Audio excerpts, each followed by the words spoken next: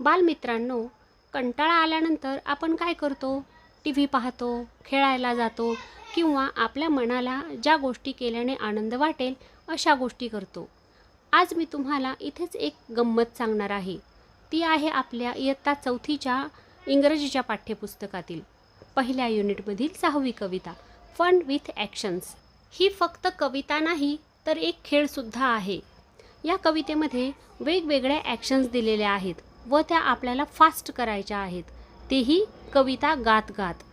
चला तर मग या कवितेला मी ज्या सोप्या चालीवर गाणार आहे त्याच सोप्या चालीवर तुम्हीही गाऊन पहा. या कवितेचे पाठांतर करा व वेगवेगळ्या ॲक्शन्स करून ही कविता सादर करायचा प्रयत्न करा. पण तुम्हाला वेगवेगळ्या ॲक्शन्सचे अर्थही माहीत असणे गरजेचे आहे. त्यासाठी मी कवितेसोबतच त्या ॲक्शन्सची चित्रसुद्धा दिली आहेत. चला तर मग गाऊया का कविता? Fun with actions. Listen, sing and act. ऐका, गा आणि कृती करा. Wave your hands up in the air, run fast here and there. Wave your hands up in the air, run fast here and there. Stop and freeze, don't even blink.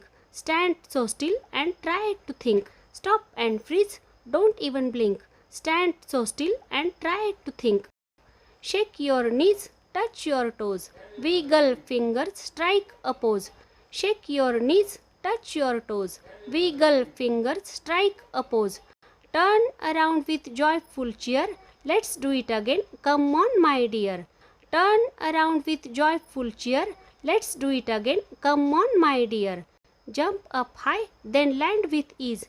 Clap your hands and bend your knees. Jump up high, then land with ease. Clap your hands and bend your knees. Smile bright and count to 10.